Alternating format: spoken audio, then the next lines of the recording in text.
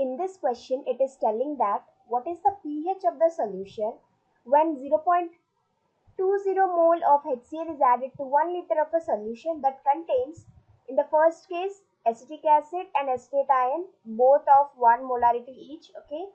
And in the second case, acetic acid and acetate ion with a molarity of 0.1. We have to assume that the volume is 1 liter and the value of Ka for acetic acid is given in the question, right?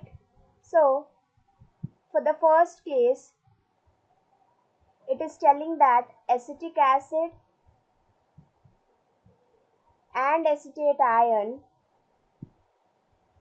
both are present in 1 molarity each, okay? So, initially, the molarity of acetic acid and acetate ion is 1, okay? So, in the question it is telling that we are adding 0.2 molarity of HCl. So, when we add HCl will dissociate and it will give H plus and Cl minus ions, right? So, we are taking 0.2 molarity of HCl, that means 0.2 molarity of H plus will be coming. Okay, so this H plus will react with acetate ion to give acetic acid. Okay, so what will happen? The concentration of acid will be increased and that of this salt, that is acetate ion, will be decreased. Okay, so at equilibrium condition, what we observe is acetic acid concentration increases. How much it will increase?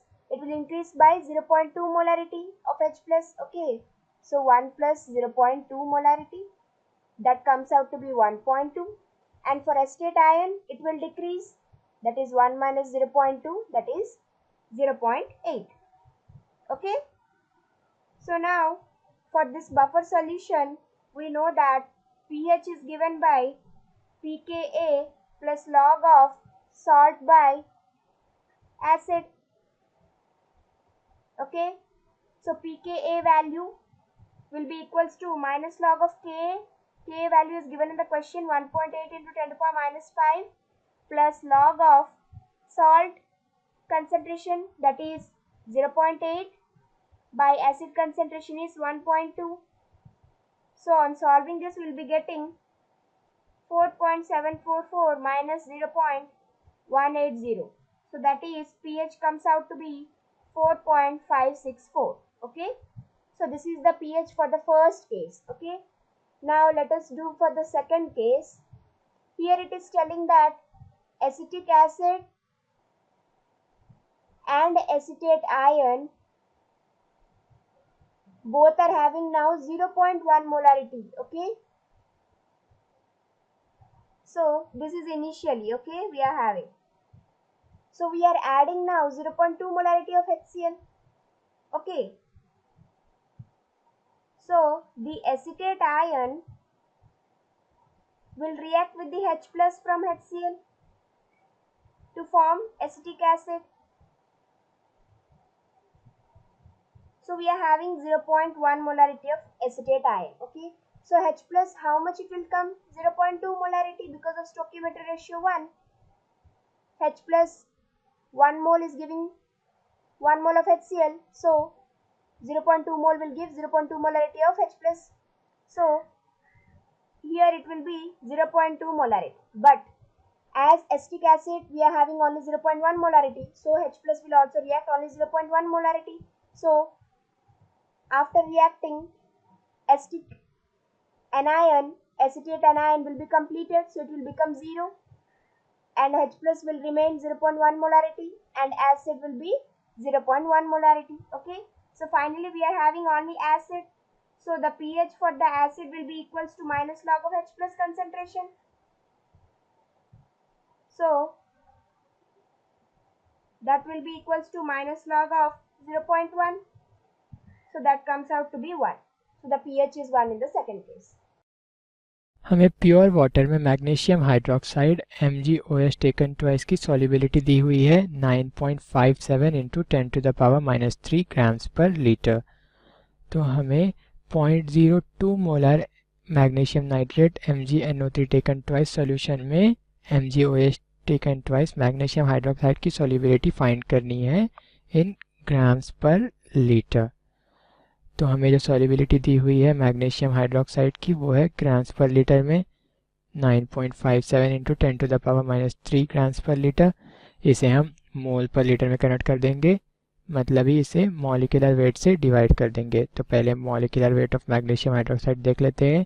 Molecular weight of magnesium hydroxide हो जाएगा atomic weight of magnesium जो कि है 24 plus 2 times atomic weight of oxygen plus hydrogen. Oxygen का atomic weight है 16 और hydrogen का है 1। तो ये हो गया 24 प्लस 34 मतलब ही 58 ग्राम्स पर मोल।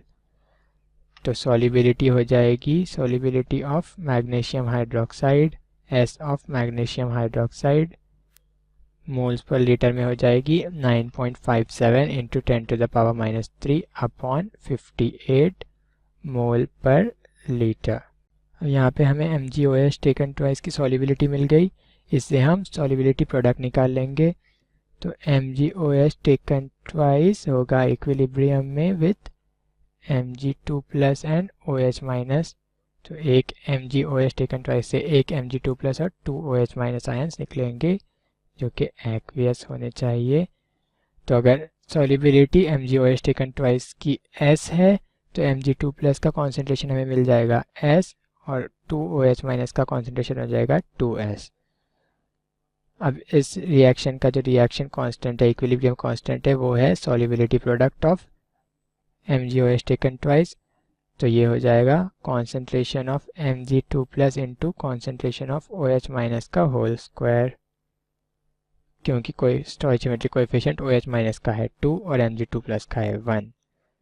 कॉन्सेंट्रेशन ऑफ Mg2 प्लस है S, concentration of OH minus है 2S, तो ये हो गया 2S का होल स्क्वायर। यहाँ से Ksp की वैल्यू हो गई 4 इंटू एस क्यूब, मतलब ही 4 इंटू S की वैल्यू हमें मिली है 9.57 इंटू 10⁻³ अपॉन 58 मोल पर लीटर, इसका होल क्यूब जो कि हो जाएगा 1.8 इंटू 10⁻11। तो Ksp हमें मिल गया magnesium hydroxide MgOH taken twice का 1.8 इंटू 10⁻11। अब हमसे पूछा है सॉल्युबिलिटी इन 0.02 मोलर मैग्नीशियम नाइट्रेट सॉल्यूशन, मतलब ये MgNO3 taken twice solution. MgNO3 taken twice ये एक सॉल्युबल सॉल्ट है, तो वाटर में डिसॉल्व करने पर MgNO3 टेकन ट्वाइस आयनाइज हो जाएगा Mg2 प्लस और 2NO3 माइनस आयंस में। तो अगर हम इनिशियल कॉन्सेंट्रेशन ले रहे हैं magnesium nitrate MgNO3 taken twice का 0.02 मोलर, तो डिसोल्यूशन के बाद मतलब ही फाइनल कॉन्सेंट्रेशन हमें मिल जाएगा 0, क्योंकि ये कम्प्लीटली Mg2 प्लस और नाइट्रेट आयंस में कन्वर्ट हो जाएगा। तो Mg2 प्लस का फाइनल कॉन्सेंट्रेशन हो गया 0.02 मोलर और NO3 माइनस का हो जाएगा 2 टाइम्स 0.02 मतलब ही 0.04 मोलर। तो जो फाइनल सॉल्यूशन हमें मिल रहा है इसमें Mg2 प्लस का कॉन्सेंट्रेशन है 0.02 मोलर। अब हमें मैग्नीशियम हाइड्रोक्साइड के लिए सॉल्युबिलिटी निकालनी है, तो उसका इक्वेशन लिख लेंगे। मैग्नीशियम हाइड्रोक्साइड इक्विलिब्रियम में होगा एक्वियस सॉल्यूशन में Mg2 प्लस और 2 OH माइनस आयंस के साथ। तो अगर सॉल्युबिलिटी मैग्नीशियम हाइड्रोक्साइड की हम S कंसीडर करेंगे तो concentration of Mg2 plus due to magnesium hydroxide हो जाएगा S और OH माइनस का हो जाएगा 2S। पर यहाँ पर सॉल्यूशन में already 0.02 molar Mg2 plus present है, तो concentration of Mg2 plus common ion effect से हो जाएगा S प्लस 0.02 और concentration of OH minus same रहेगा 2S।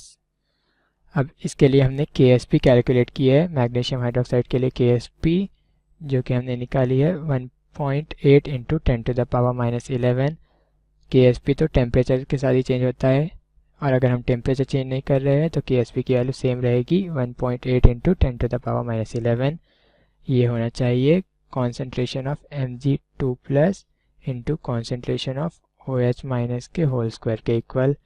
तो इस सॉल्यूशन में Mg2 प्लस का कॉन्सेंट्रेशन हमें मिल रहा है S प्लस 0.02 और OH माइनस का कॉन्सेंट्रेशन है 2S, तो इसका होल स्क्वायर।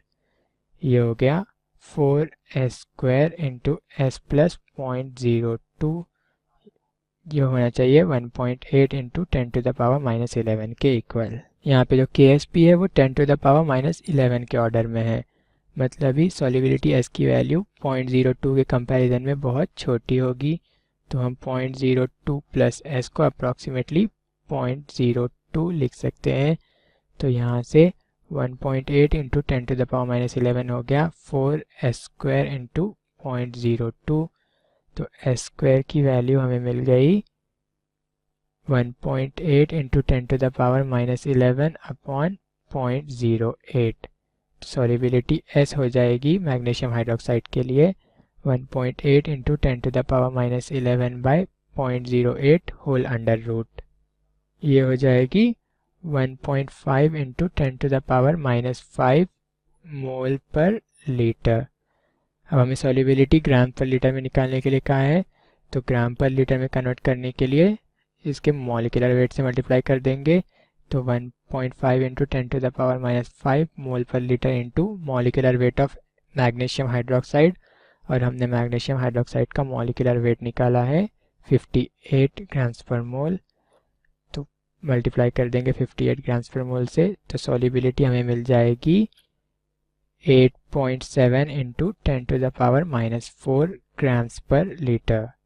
तो मैग्नीशियम नाइट्रेट के 0.02 मोलर सॉल्यूशन में सॉल्युबिलिटी ऑफ मैग्नीशियम हाइड्रोक्साइड हमें मिल जाएगी 8.7 into 10 to the power minus 4 grams per litre.